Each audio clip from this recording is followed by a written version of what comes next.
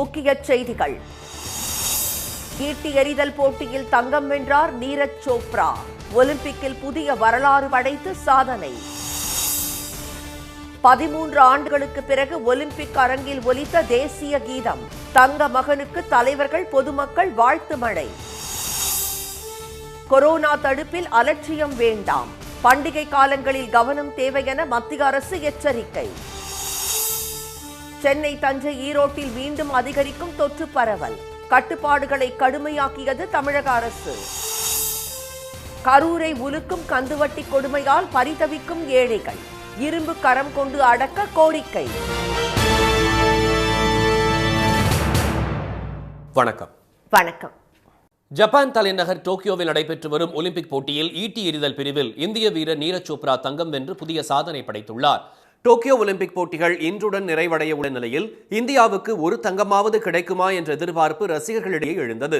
அவர்களின் ஆசையை, கனவை நிறைவேற்றி அசத்தியுள்ளார் ஹரியானாவைச் சேர்ந்த நீரஜ் சோப்ரா. தகுதி போட்டியில் அனாயாசமாக முதல் முயற்சியிலேயே இடம் பிடித்தவர் நேற்றும் மற்ற நாட்டு வீரர்களை பின்னுக்கு தள்ளி தங்கப் பதக்கத்தை வசப்படுத்தினார். 12 வீரர்கள் பங்கேற்ற இறுதிச் சுற்றில் ஒவ்வொரு வீரருக்கும் 6 வாய்ப்புகள் வழங்கப்படும். இதில் அதிக தூரத்திற்கு ஈட்டி எறிபவர்களுக்கு தங்கப்பதக்கம் வழங்கப்படும். அந்த வகையில் தனக்கு கொடுக்கப்பட்ட வாய்ப்புகளை கச்சிதமாக பயன்படுத்திக் கொண்ட நீரஜ் சோப்ரா முதல் முயற்சியில் 87.03 மீட்டரும், இரண்டாவது முயற்சியில் 87.58 மீட்டர் தூரமும் வீசி சக போட்டியாளர்களுக்கு அதிர்ச்சி அளித்தார். மற்ற நாட்டு வீரர்கள் யாரும் அவர் அருகே கூட நெருங்க முடியாத நிலையில் அதிக தூரம் எறிந்த நீரஜ் சோப்ரா தங்கத்தை வசமாக்கினார். அவரது சொந்த ஊரான பானிபட்டில் இந்த சாதனையை தொலைக்காட்சியில் பார்த்து கொண்டிருந்த ஊர் மக்களும் உறவினர்களும் நடனமாடி மகிழ்ந்தனர். 2008ஆம் ஆண்டு சீன தலைநகர் பீஜிங்கில் நடைபெற்ற ஒலிம்பிக் போட்டியில் துப்பாக்கி சுடுதலில் இந்திய வீரர் அபினவ் பிந்த்ரா தங்கம் வென்றார். அப்போது ஒலிம்பிக் அரங்கில் தேசிய கீதம் ஒலிக்கப்பட்டது. தற்போது 13 ஆண்டுகளுக்கு பிறகு நீரஜ் சோப்ராவின் சாதனை காரணமாக டோக்கியோ மைதானத்தில் இந்திய தேசிய கீதம் இசைக்கப்பட்டது. நாடு முழுவதும் உள்ள ரசிகர்களுக்கு மகிழ்ச்சியை இது ஏற்படுத்தியது. தேசிய கீதத்தை இயற்றிய ரவீந்திரநாத் தாகூரின் நினைவு தினமான நேற்று ஒலிம்பிக் மைதானத்தில் தேசிய கீதம் இசைக்கப்பட்டது கூடுதல் சிறப்பம்சமாகும். எளிமையான விவசாய குடும்பத்தில் பிறந்து கடும் உழைப்பு மற்றும் விடாமுயற்சியின் மூலம் சிகரம் தொட்டிருக்கும் நீரஜ் சோப்ராவை நாட்டு மக்கள் கொண்டாடி வருகின்றனர். ஒலிம்பிக் தடகளத்தில் 100 ஆண்டுகளுக்கு பிறகு இந்தியாவிற்கு முதல் பதக்கம் வென்று தந்துள்ள தங்க மகன் நீரஜ் சோப்ராவிற்கு பாராட்டுகள் குவிந்த வண்ணம் உள்ளன.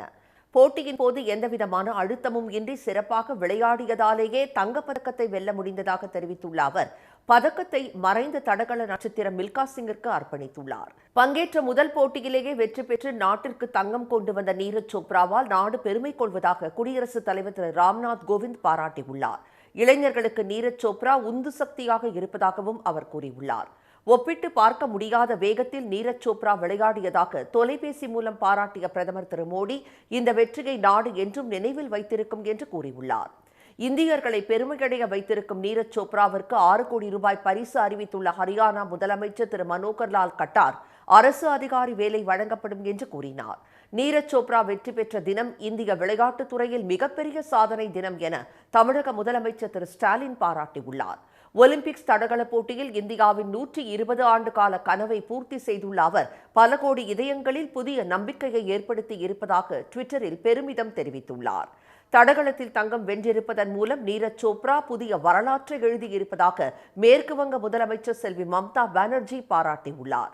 மேலும் பல நீரஜ் சோப்ராக்கள் உருவாக்க மத்திய அரசு கூடுதல் நிதி ஒதுக்க வேண்டும் என்று அவர் வலியுறுத்தியுள்ளார். நீரஜ் சோப்ராவின் சாதனையால் இந்தியா ஒளிர்வதாக கிரிக்கெட் வீரர் சச்சின் டெண்டுல்கர் பாராட்டியுள்ளார். 37 ஆண்டுகளுக்கு முந்தைய தமது கனவை நீரஜ் சோப்ரா நிறைவேற்றி இருப்பது பெருமிதம் தருவதாக முன்னாள் தடகள வீராங்கனை PT உஷா வாழ்த்து தெரிவித்துள்ளார். தங்கம் வென்றுள்ள நீரஜ் சோப்ராவிற்கு 1 கோடி ரூபாய் பரிசு வழங்கப்படும் என இந்திய கிரிக்கெட் வாரியமும் சென்னை சூப்பர் கிங்ஸ் அணியும் அறிவித்துள்ளன. நீரஜ் சோப்ரா வென்றதை தொலைக்காட்சியில் பார்த்த ஹரியானா அமைச்சர் திரு அனில் விஜி துள்ளாட்டம் போட்டது கூடியிருந்தவர்களை உற்சாகப்படுத்தியது.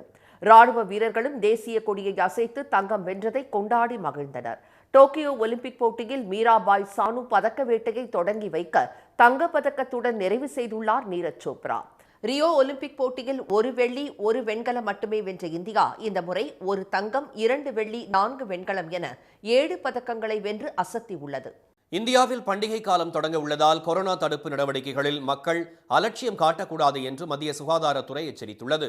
உலக நாடுகளை ஆட்டி படைத்து வரும் கொரோனா தொற்றின் 2வது அலை முடிந்துவிட்டதாக கருதிய நிலையில் இந்திய அளவில் 30,000 குறைந்து வந்த தினசரி பாதிப்பு ஒரு வாரத்துக்கும் மேலாக 40,000 கடந்துள்ளது. கொரோனா 3வது அலை இந்த மாதத்தில் பரவி அக்டோபர் மாதத்தில் உச்சத்தை எட்டும் என்று உயர் தொழில்நுட்ப நிறுவனத்தைச் சேர்ந்த ஆய்வாளர்கள் கணித்துள்ளனர். இதனை உறுதிப்படுத்தும் வகையில் எய்ம்ஸ் மருத்துவமனை இயக்குநர் திரு குலேரியாவும் 3வது அலை நடப்பு மாதத்திலேயே பரவும் ஆபத்து ஏற்பட்டுள்ளதாக கூறியுள்ளார். இந்நிலையில் ரக்ஷாபந்தன், ஓணம், கிருஷ்ண ஜெயந்தி, விநாயகர் சதுர்த்தி, மிலாடி நபி, நவராத்திரி, தீபாவளி, கிறிஸ்துமஸ் என டிசம்பர் மாதம் வரை பண்டிகைகள் அடுத்தடுத்து வர உள்ளன. இந்த நாட்களில் ஆடைகள், பொருட்களை வாங்க மக்கள் கூட்டமாக கூடுவது வழக்கம். எனவே பண்டிகை காலங்களில் கூட்டம் கூடுவதை தவிர்த்து வீட்டுக்குள்ளேயே மகிழ்ச்சியாக கொண்டாட வேண்டும் என்று மத்திய சுகாதாரத்துறை பொதுமக்களை கேட்டுக்கொண்டுள்ளது. இந்த 3 மாதங்களுக்கு மக்கள் எச்சரிக்கையுடன் இருந்தால்தான் 2வது அலை முடிந்து 3வது அலை பாதிப்பிலிருந்தும் தப்பிக்கலாம் என்று கூறியுள்ள சுகாதாரத்துறை கொரோனா தடுப்பு நடவடிக்கைகளில் அலட்சியம் காட்ட வேண்டாம் என்று எச்சரித்துள்ளது. முகக்கவசம், தனி நபர் இடைவெளி, கிருமி நாசினி உள்ளிட்ட தடுப்பு நடவடிக்கைகளை பின்பற்ற வேண்டும் என்றும் வலியுறுத்தியுள்ளது. தமிழ்நாட்டில் கொரோனா தினசரி பாதிப்பு 2000க்கும் கீழே சரிந்த போதிலும் சென்னை, ஈரோடு, தஞ்சை மாவட்டங்களில் தொற்று பாதிப்பு அதிகரித்து வருவது கவலையை ஏற்படுத்தியுள்ளது. கொரோனா 2வது அலை கட்டுப்படுத்தப்பட்ட போதிலும் சில மாவட்டங்களில் தொற்று பரவல் திடீர் என அதிகரித்து வருகிறது. இதையடுத்து தடுப்பு நடவடிக்கைகளை தீவிரப்படுத்தியுள்ள தமிழக அரசு ஊரடங்கு கட்டுப்பாடுகளை மீண்டும் கடுமையாக்கியுள்ளது.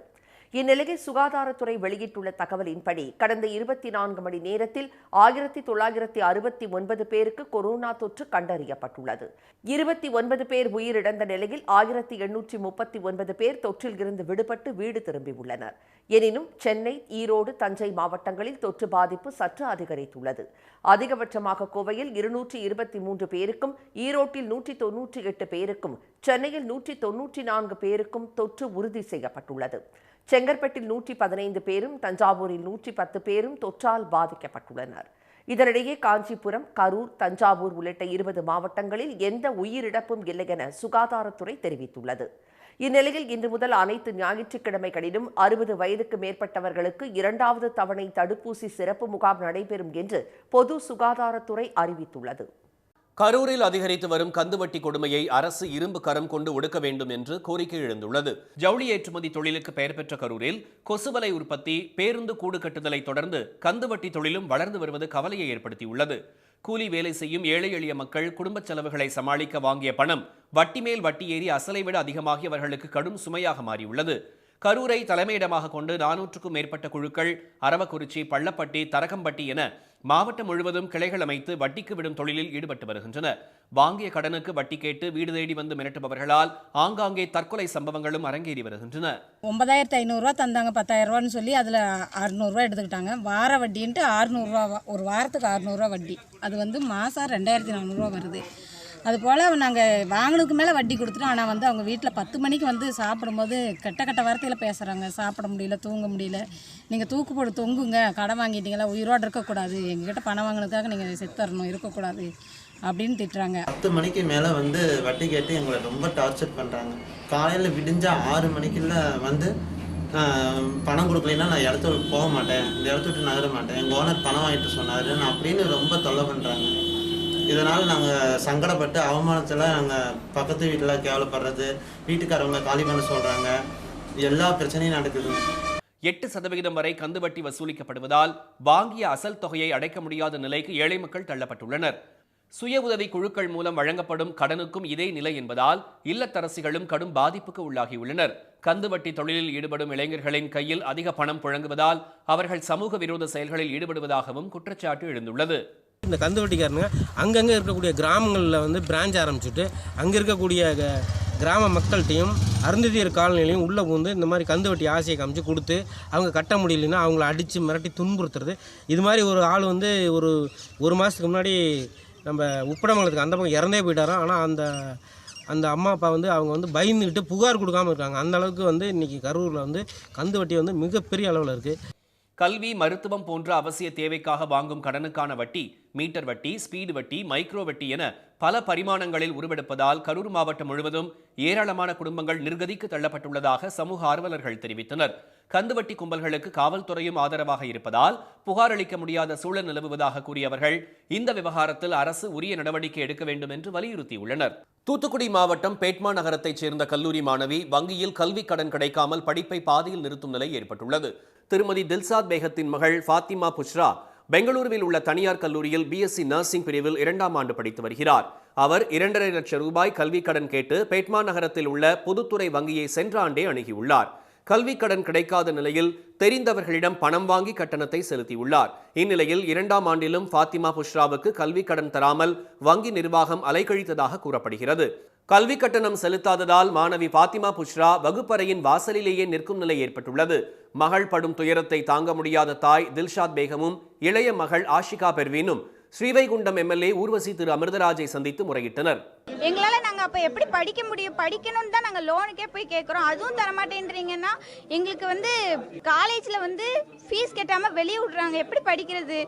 படிக்கணும்னு ஆசை இருக்குது, ஆனா காசு லோன் போய் கேட்டாலும் தரமாட்டேன்றாங்க. கல்வி கடன் கிடைக்க நடவடிக்கை எடுப்பதாக கூறிய ஊர்வசி திரு அமிர்தராஜ் கல்வி கடன் கேட்டு வரும் மாணவ மாணவிகளை வங்கிகள் அலைக்கழிப்பது கண்டனத்துக்குரியது என்று கூறினார்.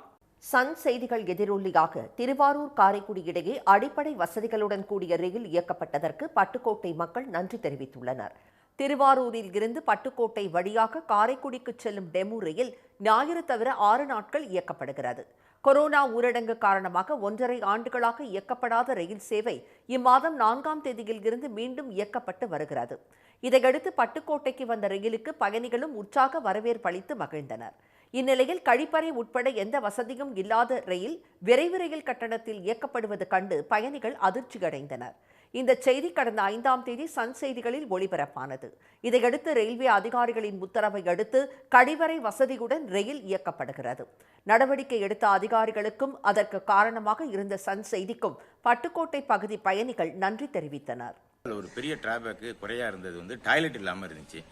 அந்த டாய்லெட்டை வைக்க சொல்லி சன் டிவி தொலைக்காட்சியிலிருந்து செய்திகள் போட்டுக்கிட்டு இருந்தாங்க.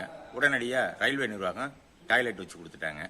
அதனால் பட்டுக்கோட்டை மக்கள் சார்பாகவும் சமூக ஆர்வலர்கள் சார்பாகவும் ரயில்வேக்கும் பட்டுக்கோட்டை சன் தொலைக்காட்சிக்கும் ரயில்வேக்கும் மிகுந்த நன்றியை தெரிவித்துக் கொள்கிறேன். திருவாரூர்லேருந்து பட்டுக்கோட்டைக்கு இறங்கி இருக்கிறேன். மிக சந்தோஷமா இருக்குங்க. ஏனால் இந்த கழிவறைங்கிறது மிகப்பெரிய ஒரு குறை. ஒரு பயணி எதை வேணாலும் ஏற்றுக்கலாம், சகிச்சுக்கிட்டு போயிடலாம். ஒரு கழிவறை இல்லாமல் எப்படி போக முடியும்? ஆனால் இந்த கழிவறை அமைவதற்கு காரணமாக இருந்தது இந்த சன் டிவியும் சன் நியூஸும் தான். திருவாரூரில் இருந்து காரைக்குடிக்கு தற்போதுள்ள 6 மணி நேர பயணத்தை 3 மணி நேரமாக குறைக்க வேண்டும் என்று பயணிகள் வலியுறுத்தியுள்ளனர். மேலும் திருவாரூர் காரைக்குடி மார்க்கத்தில் பட்டுக்கோட்டை வழியாக சென்னைக்கு பயணிகள் ரயிலை தினசரி இயக்க வேண்டும் என்றும் அவர்கள் கோரியுள்ளனர். இனி வருவது செய்தி துளிகள். கர்நாடகாவில் இலாகா ஒதுக்கீடு செய்யப்பட்டதில் அதிருப்தி அடைந்த அமைச்சர் திரு ஆனந்த் சிங் முதலமைச்சர் திரு பசவராஜ் பொம்மைக்கு எதிராக போர்க்கொடி தூக்கியுள்ளார். அங்கு அமைச்சர்களுக்கு நேற்று இலாகா ஒதுக்கீடு செய்யப்பட்டது. முதலமைச்சர் திரு பசவராஜ் பொம்மைக்கு நிதித்துறையும், திரு ஈஸ்வரப்பாவுக்கு ஊரக வளர்ச்சி பஞ்சாயத்து ராஜ் துறையும், திரு அசோக்கிற்கு வருவாய்த்துறையும், திரு ஸ்ரீராமுலுவுக்கு போக்குவரத்து துறையும் ஒதுக்கீடு செய்யப்பட்டுள்ளது. சுற்றுலா மற்றும் சுற்றுச்சூழல் துறை திரு ஆனந்த் சிங்கிற்கு ஒதுக்கீடு செய்யப்பட்ட நிலையில் தாம் கேட்காத துறை ஒதுக்கீடு செய்யப்பட்டது குறித்து பாஜக மேலிடத்திடம் முறையிடப் போவதாக அவர் கூறியுள்ளார். தமிழகத்தில் கோயில்களுக்கு சொந்தமான நிலங்கள் காணாமல் போகவில்லை என சென்னை உயர்நீதிமன்றத்தில் இந்து சமய அறநிலையத்துறை விளக்கமளித்துள்ளது. கோயில் நிலங்கள் தொடர்பான வழக்கில் அறிக்கை தாக்கல் செய்துள்ள அறநிலையத்துறை கோயில்களுக்கு சொந்தமான நிலங்களின் விவரங்களை சேகரிக்கும்படி அனைத்து கோயில்களின் செயல் அலுவலர்களுக்கு உத்தரவிட்டிருப்பதாக கூறியுள்ளது. உள்ளாட்சி தேர்தல் குறித்து ஆலோசிப்பதற்காக திமுக மாவட்ட செயலாளர்கள் கூட்டம் இன்று நடைபெறுகிறது. தமிழ்நாட்டில் 9 மாவட்டங்களுக்கான உள்ளாட்சி தேர்தல் அடுத்த மாதம் 15ஆம் தேதிக்குள் நடைபெறும் என அறிவிக்கப்பட்டுள்ளது. இதற்காக அனைத்து அரசியல் கட்சிகளும் தயாராகி வருகின்றன. இந்த நிலையில் உள்ளாட்சி தேர்தல் குறித்து ஆலோசிக்க மாவட்ட செயலாளர்கள் கூட்டம் அண்ணா அறிவாலயத்தில் உள்ள கலைஞர் அரங்கில் இன்று நடைபெறவுள்ளது. முதலமைச்சர் திரு மு க ஸ்டாலின் தலைமையில் நடைபெறும் இந்த கூட்டத்தில் 40 மாவட்ட செயலாளர்கள் பங்கேற்க உள்ளதாக தெரிவிக்கப்பட்டுள்ளது. நலிந்து வரும் கைத்தறி தொழிலை பாதுகாக்க ஆண்டுதோறும் தீபாவளி, பொங்கல் உள்ளிட்ட பண்டிகை நாட்களில் கைத்தறி ரகங்களின் கண்காட்சிக்கு ஏற்பாடு செய்து விற்பனையை ஊக்குவிக்க வேண்டும் என நெசவாளர்கள் வலியுறுத்தியுள்ளனர். தேசிய கைத்தறி தின விழாவையொட்டி ஈரோட்டில் நடைபெற்று வரும் கண்காட்சியில் பங்கேற்றவர்கள் இந்த கோரிக்கையை விடுத்தனர். காவிரி டெல்டாவில் குறுவை கருகத் தொடங்கியதற்கும் சம்பா தொடங்க முடியாத நிலை ஏற்பட்டதற்கும் காவிரி ஆணையமே காரணம் என காவிரி விவசாயிகள் சங்க பொதுச் செயலாளர் திரு பி ஆர் பாண்டியன் குற்றம் சாட்டியுள்ளார். திருத்துறைப்பூண்டியில் செய்தியாளர்களை சந்தித்த அவர், மேட்டூர் அணை திறக்கப்பட்டதை நம்பி 3.50 லட்சம் ஏக்கரில் குறுவை சாகுபடி மேற்கொள்ளப்பட்டதாக தெரிவித்த திரு பாண்டியன், 1 லட்சம் ஏக்கரில் சாகுபடி பணிகளை முழுமையாக தொடர முடியாத நிலை ஏற்பட்டிருப்பதாக கூறினார். கர்நாடகாவிடம் உரிய தண்ணீரை பெற்றுத் தராத ஆணையமே இதற்கு பொறுப்பேற்க வேண்டும் என அவர் தெரிவித்தார். ஆடி அமாவாசை தினமான இன்று ராமேஸ்வரம் அக்னி தீர்த்த கடற்கரையில் பக்தர்கள் நீராட தடை விதிக்கப்பட்டுள்ளதால் அங்கு செல்லும் அனைத்து வழிகளும் அடைக்கப்பட்டுள்ளன. தடுப்பு வேலிகள் அமைக்கப்பட்டு போலீசார் பாதுகாப்பு பணியில் ஈடுபட்டுள்ளதால் ஆடி அமாவாசைக்காக ராமேஸ்வரம் வரவேண்டாம் என பக்தர்களுக்கு காவல்துறை கண்காணிப்பாளர் திரு கார்த்திக் அறிவுறுத்தியுள்ளார். கொரோனா பரவல் காரணமாக சுற்றுலா மையமான ஏற்காட்டிற்கு வார இறுதி நாட்களில் சுற்றுலா பயணிகள் செல்ல தடை விதிக்கப்பட்டுள்ளதால் அதனை மீறி வந்த பலரை போலீசார் மலை அடிவாரத்தில் உள்ள சோதனை சாவடியில் தடுத்து நிறுத்தி திருப்பி அனுப்பினர். மற்ற நாட்களில் தடுப்பூசி 2 தவணைகள் செலுத்தியதற்கான சான்றிதழ் அல்லது கொரோனா பாதிப்பு இல்லை என்ற சான்றிதழ் இருந்தால் மட்டுமே அனுமதிக்கப்படுவர் என மாவட்ட நிர்வாகம் தெரிவித்துள்ளது. கோவை மாவட்டம் தடாகம் வீரபாண்டி பகுதியில் 4 யானைகள் முகாமிட்டுள்ளதால் அப்பகுதிக்கு பொதுமக்கள் செல்ல வேண்டாம் என்று வனத்துறை எச்சரித்துள்ளது. கணுவாய் தடாகம் பகுதியில் கனிம வளங்கள் கொள்ளையடிக்கப்பட்டதால் யானை வலசை பாதை மாறியதால் இதுபோன்ற யானை மனித முரண் ஏற்படும் சூழல்கள் ஏற்படுகின்றன. அரக்கோணம் அரசு மருத்துவமனையை நோயாளிகளுக்கு பயன் தரும் வகையில் பசுமை வளாகமாக்க பசுமை காப்பாளர்கள் சங்கம் சார்பில் மூலிகைச் செடிகள் நடும் பணி தொடங்கியுள்ளது. ராணிப்பேட்டை மாவட்டத்தில் உள்ள ஆரம்ப சுகாதார நிலையங்களிலும் மூலிகைச் செடிகள் நடப்பட உள்ளன. தென்னிந்திய திரைப்பட தொழிலாளர் அமைப்பான பெப்சியுடன் இணைந்து இனி செயல்பட மாட்டோம் என்று தமிழ் திரைப்பட தயாரிப்பாளர்கள் சங்கம் அறிவித்துள்ளது. சென்னையில் செய்தியாளர்களை சந்தித்த அச்சங்கத்தின் தலைவர் திரு முரளி, தயாரிப்பாளர்களுடன் செய்து கொண்ட ஒப்பந்தத்தை மீறி பெப்சி தலைவர் திரு ஆர் கே செல்வமணி செயல்படுவதாக குற்றம் சாட்டினார். தமிழகத்தின் கோவை, கன்னியாகுமரி உட்பட 5 மாவட்டங்களில் இன்று கனமழைக்கு வாய்ப்பு உள்ளதாக சென்னை வானிலை ஆய்வு மையம் தெரிவித்துள்ளது. வளிமண்டல மேலடுக்கு சுழற்சி மற்றும் வெப்பச்சலனம் காரணமாக மாநிலத்தின் பல்வேறு இடங்களில் பரவலாக மழை பெய்து வருகிறது. கோவை மாவட்டம் அன்னூரில் நேற்று 1 மணி நேரத்திற்கும் மேலாக இடி மின்னலுடன் கனமழை வெளுத்து வாங்கியது.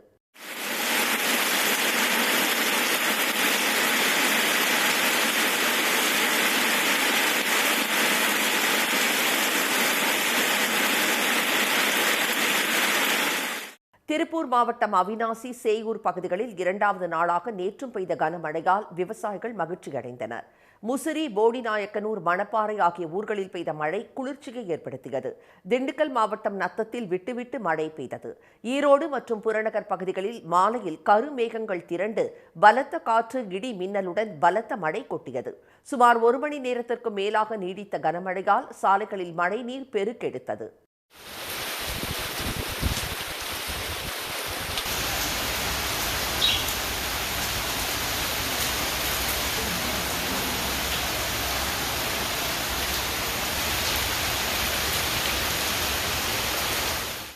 இதனிடையே வளிமண்டல மேலடுக்கு சுழற்சி மற்றும் வெப்பச்சலனம் காரணமாக அடுத்த 24 மணி நேரத்தில் கோவை, தேனி, கன்னியாகுமரி, திண்டுக்கல், மதுரை ஆகிய 5 மாவட்டங்களில் கனமழை பெய்யக்கூடும் என்று சென்னை வானிலை ஆய்வு மையம் தெரிவித்துள்ளது. திருப்பூர், தென்காசி மற்றும் தென் மாவட்டங்கள், புதுச்சேரி, காரைக்கால் பகுதிகளில் ஒரு சில இடங்களில் இடி மின்னலுடன் மிதமான மழைக்கு வாய்ப்பு உள்ளதாகவும் தெரிவிக்கப்பட்டுள்ளது. மேலும் வரும் 9ஆம் தேதி முதல் 11ஆம் தேதி வரை 3 நாட்களும் தமிழ்நாடு முழுவதும் பரவலாக மழை பெய்ய வாய்ப்பு உள்ளதாகவும் வானிலை ஆய்வு மையம் கூறியுள்ளது. சென்னையை பொறுத்தவரை அடுத்த 24 மணி நேரத்திற்கு வானம் ஓரளவு மேகமூட்டத்துடனும் நகரின் ஒரு சில பகுதிகளில் இடி மின்னலுடன் மிதமான மழை பெய்யக்கூடும் என்றும் குறிப்பிடப்பட்டுள்ளது. மீண்டும் முக்கிய செய்திகள். ஜப்பான் தலைநகர் டோக்கியோவில் நடைபெற்று வரும் ஒலிம்பிக் போட்டியில் ஈட்டி எறிதல் பிரிவில் இந்திய வீரர் நீரஜ் சோப்ரா தங்கம் வென்று புதிய சாதனை படைத்துள்ளார். ஒலிம்பிக் தடகளத்தில் 100 ஆண்டுகளுக்கு பிறகு இந்தியாவுக்கு முதல் பதக்கம் வென்று தந்துள்ள தங்க மகன் நீரஜ் சோப்ராவுக்கு பாராட்டுகள் குவிந்த வண்ணம் உள்ளன. இந்தியாவில் பண்டிகை காலம் தொடங்க உள்ளதால் கொரோனா தடுப்பு நடவடிக்கைகளில் மக்கள் அலட்சியம் காட்டக்கூடாது என்று மத்திய அரசு எச்சரித்துள்ளது. இத்துடன் இந்த செய்திகள் நிறைவடைந்தன. மீண்டும் சன் டிவியில் செய்திகள் மாலை 6 மணிக்கு. செய்திகளை உடனுக்குடன் தெரிந்து கொள்ள சன் நியூஸ் தொலைக்காட்சியை பாருங்கள். வணக்கம்.